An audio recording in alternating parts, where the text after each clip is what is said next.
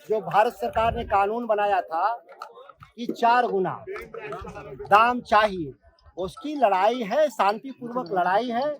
सरकार कभी कभी बल प्रयोग कर रही है। दुर्भाग्यपूर्ण है कि हम एक लोकतांत्रिक सरकार का दंभ भरने वाले लोग बल प्रयोग भी करते हैं। लोग भोले नहीं हैं, वक्त के साथ अपना हिसाब चुकता करेंगे किसान। लेकिन इस इलाके में जो भी निर्माण होगा, उस निर्माण तभी शुरू होगा जब वाजिब मूल्य मिल जाएगा। इसकी लड़ाई है। जिला प्रशासन राज्य सरकार का हिस्सा है, छोटा हिस्सा। इसीलिए राज्य सरकार और जिला प्रशासन कोई अलग अलग विषय नहीं है। अगर हमारे किसानों का उचित मुआवजा नहीं मिल रहा तो इसके लिए राज्य सरकार दोषी है। जिला प्रशासन तो वही काम करता है जो राज्य सरकार उसको आदेश करती है, और कम है इसमें किसी ने शक नहीं है कि 2011 का भाव 2013 का भाव 2023 में 10 साल पुराना भाव। कोई भी सामान का कीमत अगर बैंक में भी हम रुपया जमा कर देंगे तो 10 साल में 1.25 गुना हो जाएगा। अगर हम 10,000 रुपया बैंक में जमा करेंगे 10 साल में तो वह 22,000 रुपया हो जाएगा ब्याज सहित। तो जमीन का कीमत जब उस समय हमारा 27 लाख था तो आज के हिसाब से तो 60 लाख रुपया ऐसे ही बनता है मेरा। हम गांधी के रास्ते पे चलने वाले लोग हैं और समय लगता है। जब देश की मोदी जी की सरकार 3 साल 300 दिन लगा था, जब 300 दिन में कानून वापस हुआ था कि ये आंदोलन का परिणाम निकलेगा, आप विश्वास रखिए। सर सरकार मेरी नहीं है, सरकार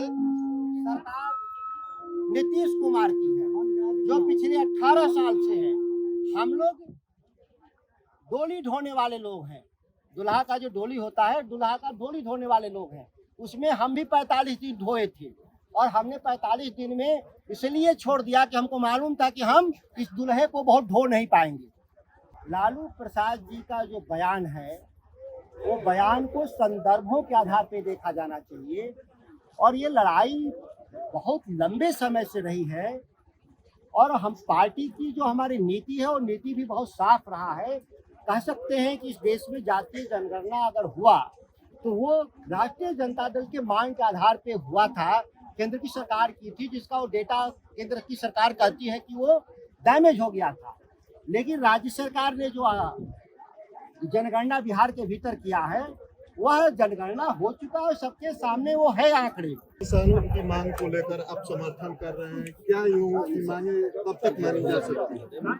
चौसा बिजली घर की लड़ाई जो है किसानों की, यह बहुत ही वाजिब लड़ाई है, जिनका मुख्य उद्देश्य जमीन का उचित मुआवजा और कानून के हिसाब से जो भारत सरकार ने कानून बनाया था कि 4 गुना दाम चाहिए, उसकी लड़ाई है, शांतिपूर्वक लड़ाई है।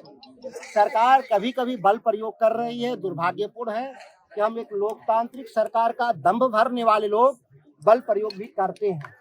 लोग भोले नहीं हैं, वक्त के साथ अपना हिसाब चुकता करेंगे किसान। लेकिन इस इलाके में जो भी निर्माण होगा, उस निर्माण तभी शुरू होगा जब वाजिब मूल्य मिल जाएगा। इसकी लड़ाई है। पूछा बंटू भैया। सर, जिस प्रकार से ये आंदोलन चल रहा है, सबसे बड़ी बात है कि जो जमीन का अधिग्रहण के लिए किसानों को रेट दिया गया था, पुराना रेट है, इसमें जिला प्रशासन ने रेट तय किया था।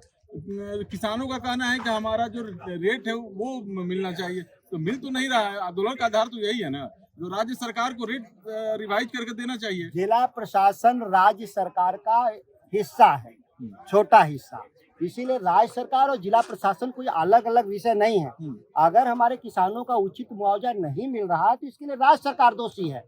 जिला प्रशासन तो वही काम करता है जो राज्य सरकार उसको आदेश करती है, और कम है इसमें किसी ने शक नहीं है कि 2011 का भाव 2013 का भाव 2023 में 10 साल पुराना भाव।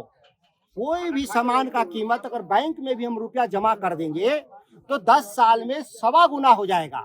अगर हम 10,000 रुपया बैंक में जमा करेंगे 10 साल में तो वह 22,000 रुपया हो जाएगा ब्याज सहित।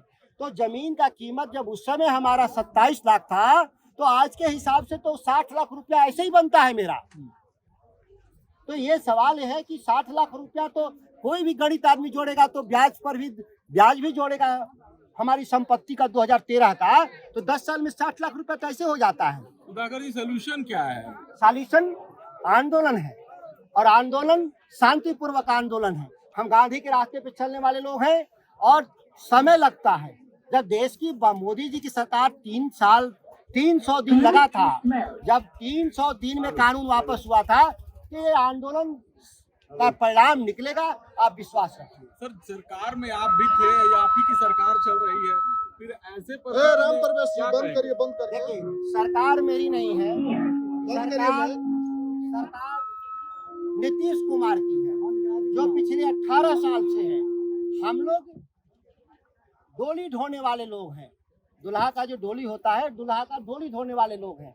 उसमें हम भी 45 दिन ढोए थे, और हमने 45 दिन में इसलिए छोड़ दिया कि हमको मालूम था कि हम इस दुल्हे को बहुत ढो नहीं पाएंगे। सर, एक सवाल और बन रहा है सर, जातीय जनगणना को लेकर लालू प्रसाद यादव और उपेंद्र कुशवाहा में भिड़ंत हो गई है। लालू जी कह रहे हैं कि ये कैंसर है, उपेंद्र कुशवाहा कह रहे हैं कि आपने मलाई मारी थी और डॉक्टर आप ही हैं। क्या कहेंगे सर? लालू प्रसाद जी का जो बयान है, वो बयान को संदर्भों के आधार पे देखा जाना चाहिए।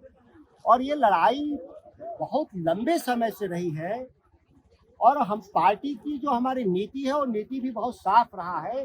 कह सकते हैं कि इस देश में जातीय जनगणना अगर हुआ तो वो राष्ट्रीय जनता दल के मांग के आधार पे हुआ था। केंद्र की सरकार की थी, जिसका वो डेटा केंद्र की सरकार कहती है कि वो डैमेज हो गया था। लेकिन राज्य सरकार ने जो जनगणना बिहार के भीतर किया है, वह जनगणना हो चुका है, सबके सामने वो है आंकड़े। अब उस आंकड़ों पे इस बहस का आधार ये होना चाहिए कि जो लोग समाज के कोई वर्ग किन्हीं कारणों से पिछड़ गए हैं, उसको हम मुख्य धारा में कैसे लाएं, उसके लिए एक नीति बनाने की जरूरत है। इस पर बहस होना चाहिए। लेकिन बहस बेमानी इस मामले में हो जाती है, लोग संख्या के आधार पे कि हमारी संख्या थोड़ी कम है या उनकी संख्या थोड़ी ज्यादा है, ये जो तू मैं है, ये औचित्यहीन है। इसीलिए मैं कहा कि औचित्यहीन है कि उसका पर्पस था भी नहीं। पर्पस वो था कि भारत के संविधान में साफ शब्दों में लिखा था कि समाज का कोई वर्ग किन्हीं कारणों से मुख्य धारा में पिछड़ गया है तो उसको विशेष अवसर दिया जाएगा, और विशेष अवसर की जगह मुख्य धारा में उसको लाने का काम किया जाएगा।